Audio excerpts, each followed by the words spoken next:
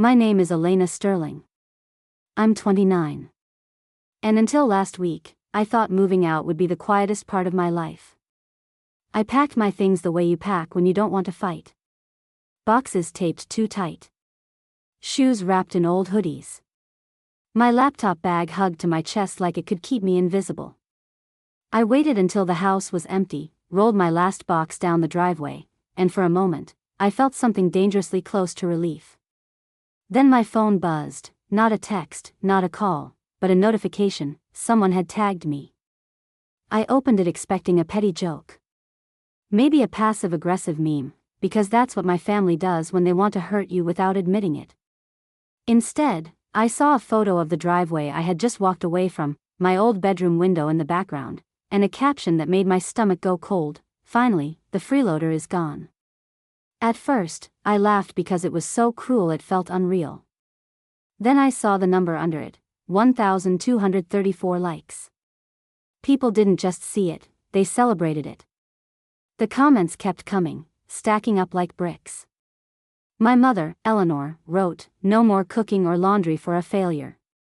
My father, Richard, didn't type a single word, which almost would have been kinder, but he liked a comment that said, "Unemployed people should learn to live on their own." That was the part that made my hands stop shaking. Not the insult, but the certainty behind it, the way they all agreed on who I was without knowing anything. I didn't reply. I didn't defend myself. I didn't even cry. I scrolled. I read every name. And I did something that would have looked pathetic to anyone watching. I liked the comments back. Every single one. Because I needed them comfortable. I needed them proud. I needed them to believe they'd finally won. Then I put my phone down, sat on the floor of my new apartment in downtown Columbus with the boxes still unopened, and made one decision that changed everything. That a week later, my screen lit up like a fire alarm. 24 missed calls, 33 messages, voicemails, voice notes, frantic apologies that didn't sound like apologies at all. They wanted to talk. They needed something. And that's when I knew I'd timed it perfectly. Too late that if you think this story is just about a cruel Facebook post, wait until you hear why that house was never really theirs and why their confidence collapsed the moment I stopped staying silent. When people read that post, they assume I was kicked out. They assume I was mooching off my parents, sleeping until noon, eating their groceries, drifting through life with zero shame. That's the story my family has been selling for years because it's convenient. It makes them look hardworking and patient. It makes me the punchline, but here's the truth that never fit their narrative. That house in the suburbs outside of Upper Arlington was never really theirs. It wasn't some magical reward they earned. It was a gift they got to borrow. And they spent years pretending the owner didn't exist even while I was sitting right there at the kitchen table. My grandmother on my mom's side, Lorraine, was the only person in that family who looked me in the eye and saw me. She was blunt, old school, and allergic to excuses. When I was a kid, she would show up with a grocery bag, take one look at our pantry, and start asking questions that made my mom's smile tighten. Lorraine didn't hate my mom, she hated what my mom did with money. The shopping sprees that turned into boxes on the porch every week. The weekend getaways charged to credit cards like consequences were optional. The way she'd borrow from Lorraine with a sweet voice and a promise, and then act offended when Lorraine asked for it back. That I didn't understand any of that when I was 8 and my parents moved us into Lorraine's house. I just knew the neighborhood had sidewalks, the backyard had a swing set, and for the first time, I had my own room. My sister, Sienna, treated it like a kingdom she'd inherited. My parents treated it like proof they had made it. Lorraine treated it like a test. When she died, I was 22. I sat in a stiff funeral dress and watched my mother cry like her heart was breaking. But I'd seen her cry before. I'd seen her cry when bills were due and she wanted someone else to fix it. The week after the funeral, the lawyer called a meeting. I went because I thought it was just paperwork. My mom went because she assumed she was collecting something. Sienna came along because she never misses a chance to feel important. The lawyer slid a folder across the desk and said Lorraine had made her decision years ago, and she'd been very specific. The house was left to me. Not my mom, not my dad, not split between siblings. Me. My mother's face changed so fast, I still remember it like a jump cut in a movie. Confusion, then anger, then a smile that didn't reach her eyes. The lawyer explained the condition. My parents and my sister could live there as long as they wanted. No deadline, no eviction hanging over them for simply existing. But ownership belonged to me, legally and fully. Lorraine had documented it because she didn't trust my mother not to refinance it into oblivion the second it was in her hands. That I should have spoken up right then. I should have protected myself. But I was 22, grieving, and raised to believe being good meant being quiet. So I nodded, signed where they told me, and went home to a house everyone still called theirs. Within a month, my mom was hosting backyard barbecues like nothing had happened, giving neighbors tours of the kitchen like she'd paid for it with her own sweat. My dad started talking about remodeling the bathroom. Sienna bragged about our place on social media as if it was her personal achievement, and then came the part that makes my stomach twist when I say it out loud. I started paying rent. $250 a month, every month, for 7 years. Not because anyone forced me with a contract, but because my mother would sigh and say the bills were tight, and then she'd look at me like I owed her for being born. So I paid. I paid while the DoorDash bags kept showing up on weekends. I paid while the Netflix and streaming subscriptions stayed active. I paid while my mom bought new decor for the living room and posted it online with captions about her hard work. And every time I tried to remind myself I was the owner, the word felt ridiculous in my mouth, like something I wasn't allowed to claim. Because in that house, ownership didn't matter. Only power did. From the outside, it was easy to label me a failure. I was always home, always on my laptop, rarely dressed like I was going anywhere important. To my family, that was all the evidence they needed. In their minds, real work meant a uniform, a boss, a schedule they could brag about to neighbors. Anything else was just killing time. What they never bothered to learn was that my bedroom had quietly become my office. Not a hobby room, not a hiding place, an actual workspace where I built something piece by piece while they were busy laughing at me. For 5 years, I worked as a freelance conversion copywriter and e-commerce funnel strategist. I wrote product pages, email campaigns, landing pages, and ad copy for small brands and local businesses like Luna Candle Company or Vanguard Fitness. I helped a candle shop double their online sales. I rewrote the checkout flow for a studio that was bleeding customers that I didn't do it for exposure or favors. I did it for contracts, invoices, and deposits that went straight into an account no one else had access to. I kept it quiet on purpose. Not because I was ashamed, but because every time I tried to explain what I did, my mom would wave her hand and say, "Sitting at a computer all day isn't a real job." Sienna went further. She told her friends I was probably doing something sketchy online, the kind of comment disguised as a joke but designed to stick. After that, I stopped correcting anyone. I bought a mini fridge for my room so no one could accuse me of eating their food. I did my laundry late at night to avoid the comments about me being useless. I skipped Sunday barbecues and family dinners, the ones where everyone talked over me anyway, and ordered my own food instead.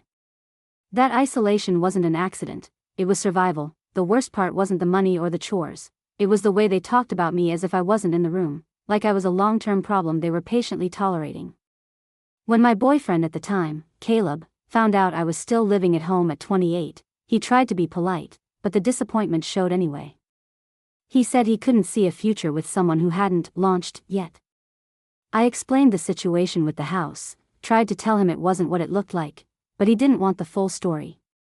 He wanted a simple explanation he could repeat to his friends. So, he left. And my family treated that like proof they'd been right all along. What none of them saw was that while they were busy judging me, I was planning quietly, carefully. I wasn't stuck, I was positioning myself. My plan wasn't dramatic, it wasn't revenge yet. It was escape with receipts that I gave myself 18 months because I didn't want to leave in a panic and crawl back. I wanted one clean move. No debts, no favors, no reason for anyone to say I couldn't make it. I tracked every dollar. I paid my taxes to the IRS diligently. I kept contracts organized in folders. I built a cash buffer big enough to survive slow months.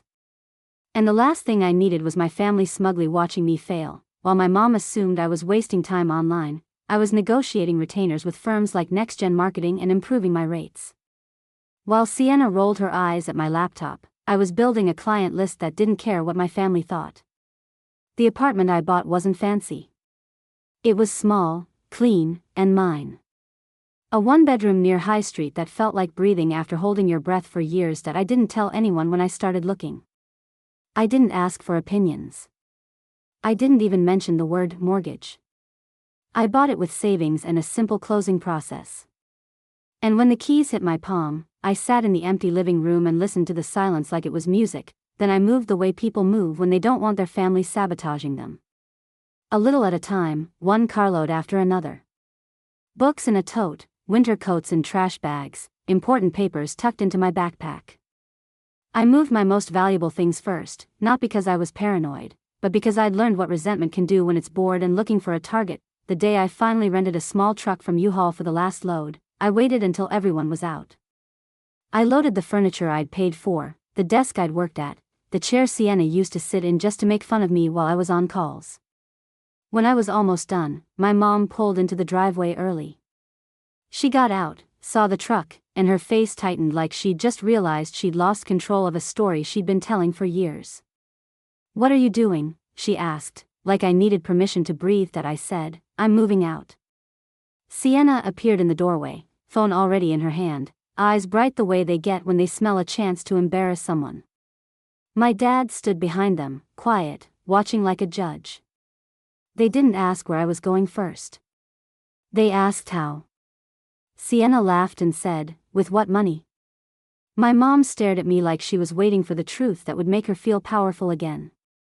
My dad finally spoke and asked if someone was helping me, his tone heavy with suspicion. So I told them calmly, "The way you tell someone the weather, I have work. Real work. I've had it for years." The silence that followed was almost funny. My mom blinked, then scoffed. Sienna tilted her head and said, "Sure you do." My dad asked for proof as if I was applying for approval. I didn't argue. I didn't show them bank statements. I didn't explain contracts. I just said, "I'm done living here, and I'm done being treated like a burden." My mom immediately started talking about bills and groceries and how hard things would be now, like my existence had been their full-time charity project. Sienna muttered something about me being dramatic. My dad just watched me close the truck door. I drove away with my hands steady on the wheel, and for the first time in years, I felt like the air belonged to me. That's when my phone buzzed with the first notification, the one that turned my quiet exit into a public spectacle. And I let them have their week of victory because I needed them confident before the floor dropped out from under them. On the 7th day, I didn't wake up angry. I woke up clear. I made coffee, opened my laptop, and pulled up the folder I'd been building for years. The one I never told anyone about. The deed, the probate paperwork, the attorney's letter from Miller and Associates, the email from the lawyer's office confirming exactly what my grandmother intended.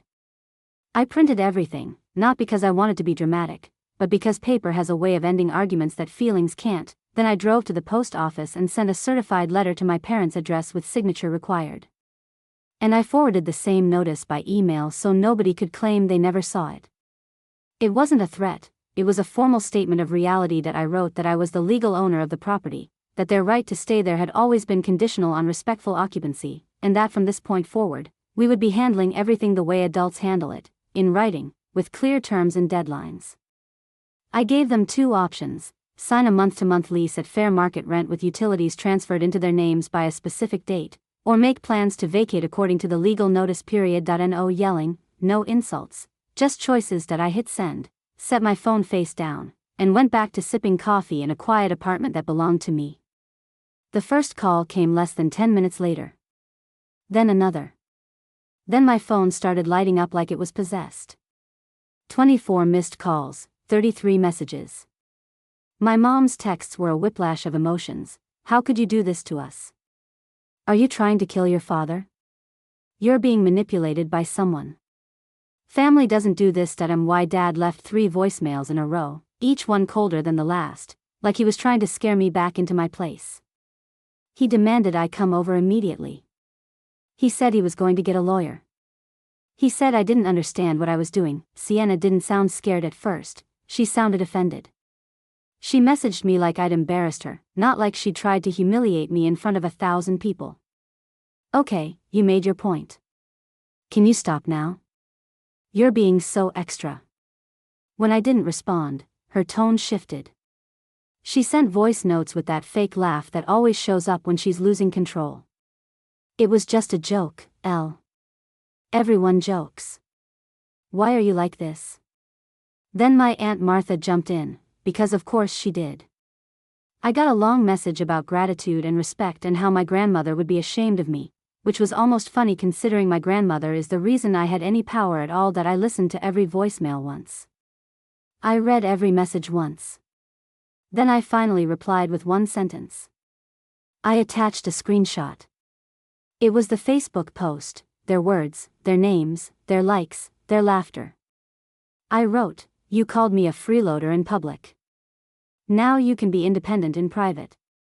My mom called immediately, sobbing so hard I could hear her struggle to breathe. But even through the tears, she tried to steer it back to control. She said, "You know I didn't mean it like that." She said, "You know your sister is dramatic." She said, "People will talk." She said, "How am I supposed to pay for everything?" And that's when I realized something that made my decision even easier. They weren't calling because they missed me. They were calling because the safety net they had been bouncing on had finally learned how to stand up. I told her calmly, "I gave you options. Pick one." Then I ended the call. And for the first time, their silence didn't feel like punishment, it felt like peace. 2 days after the notice went out, I sent the lease. Not a handwritten note, but a real month-to-month agreement drafted from a standard Ohio template. The rent was $2,550 a month, which wasn't me being cruel, it was me being honest about what a 3-bedroom place in a decent suburb costs. That I included a simple line item requirement: all utilities had to be transferred into their names by the deadline. Electric with AEP Ohio, gas with Columbia Gas, internet with Spectrum. I'd been the one listed on those accounts for years because it was easier, because I was always the one quietly fixing things, because my mom would say she'd handle it and then forget until the lights almost got shut off. I wasn't doing that anymore. I wrote it in bold: "You have 10 days to sign or to provide written notice of your move-out plan." The response I got wasn't negotiation, it was insult disguised as family talk. My dad texted, "That's ridiculous. We're not paying our own daughter rent." My mom sent paragraphs about how I was greedy and ungrateful. Sienna tried a different angle, the one where she flips the script. She told me I was making her look bad, that people were messaging her, and that I needed to stop being dramatic. Then she offered $400, like she was doing me a favor. $400, like I was the tenant begging to stay. That's when I realized they weren't just refusing to respect me, they honestly believed I would fold because I always had. So, I made sure the next step didn't rely on them believing me. I posted exactly once. No rant, no name calling, just a short statement that I'd moved out and wanted to clarify something because a public post had painted a false picture. That I included a photo of the deed with my personal information blocked out and a screenshot of the Facebook post where I'd been called a freeloader. I wrote, "I've been quiet for years, but I'm done letting people rewrite reality. If you laughed at that post, you laughed at a truth you didn't know." I didn't tag anyone. I let the receipt speak. The shift was immediate. People who'd clicked like without thinking started commenting, "Wait, you own the house and your family posted that about you?" Neighbors messaged me privately apologizing. And Sienna, who had been so proud of her little victory lap, went strangely quiet because nothing hurt someone like her more than losing an audience. Behind the scenes, my family escalated. My mom threatened to tell everyone I was mentally unstable. My dad said he'd contest the will. Aunt Martha called and tried to shame me in that syrupy voice, "Honey, just take the post down. Your mother is stressed." I asked one question: "Are you offering to pay their rent or take them in?" There was a pause, then, "That's not what I meant." Exactly, the deadline came and went. No signed lease, no utility transfers, no move-out plan. So, I did what I said I would do. I called AEP Ohio and scheduled the electric service in my name to be disconnected. I called Columbia Gas and Spectrum and did the same. It wasn't revenge, it was the consequence of refusing to be responsible. The morning the shut-offs took effect, my phone exploded. My mom screamed that the house was freezing, my dad couldn't work without internet, and I was ruining their lives.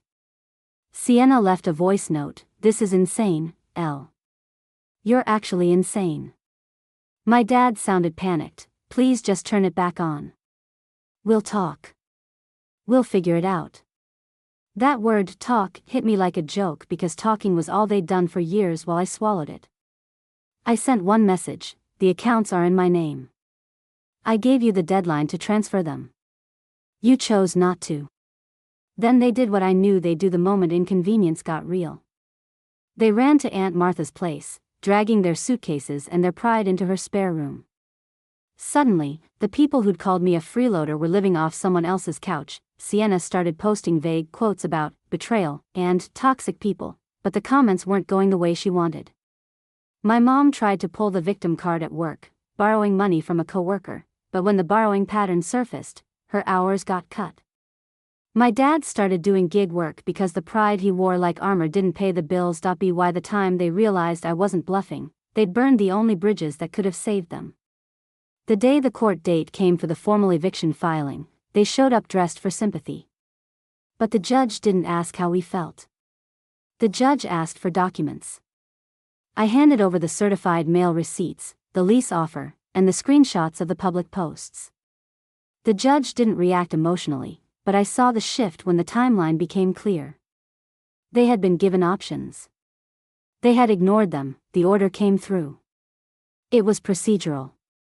Outside the courtroom, my mother grabbed my arm, her nails digging in. "You're really going to do this? You're going to ruin us." I gently removed her hand and said, "I offered you a lease. I offered you time. You chose pride." Then I walked away. The day they had to leave, I stayed inside my own life. I did come by briefly with my attorney's instructions to make sure the property was handled correctly. My dad avoided eye contact. My mom slammed drawers. Sienna kept posting quotes, still trying to shape the narrative even while her suitcases were stacked by the door. When they finally pulled away, the house looked the same, but it felt different. I walked through the empty rooms and noticed how much of my childhood had been shaped by walking on eggshells. I noticed the places where my mom had hung decorations to look like a perfect family, while the inside was rotten. I took photos for documentation, locked the doors, and left. That house had been a cage for too long. My family's downfall wasn't instant, but it was real. They moved into a small apartment on the edge of town, the kind Sienna used to mock. No backyard, no bonus room. My dad drove for Uber because pride didn't pay rent. My mom worked at a big box store and told everyone her daughter abandoned her, leaving out the part where she publicly humiliated me. The most satisfying part wasn't watching them struggle, it was watching the world stop rewarding their cruelty. Friends distanced themselves. My sister's dramatic posts were met with silence. Aunt Martha's lectures stopped when I kept asking if she was paying their bills. Caleb even tried to come back. He messaged me like nothing had happened, now that I looked successful. I blocked him without responding. Finally, I made the decision that cut the cord completely. I sold the house. Keeping it would have kept me connected to the memories. I wanted freedom. I listed it through an agent, and when the sale went through, I sat at my kitchen table and felt my nervous system finally believe it was safe that I used the money the way my family never did. I invested back into my business, upgraded my equipment, and built a real emergency fund. I also paid for therapy. I didn't want to keep hearing freeloader in my head every time I rested. People ask if I feel guilty. I don't. I feel sad sometimes because I wanted a family, not a war. But love without respect is just control in a nicer outfit. Boundaries aren't cruelty, they're self-respect. Consequences aren't revenge, they're education. My sister thought a Facebook post would be a victory lap. She didn't understand that when you bully someone in public, you're putting yourself on trial. The moment I stopped protecting their image and showed the truth, their whole story collapsed. I didn't have to ruin them. They did it to themselves. All I did was stop saving them from the results. Don't confuse kindness with permission. Don't confuse silence with weakness. And never build your confidence on humiliating someone who's quietly learning how to stand, because one day they will. And when they do, your likes and comments won't protect you from the real world.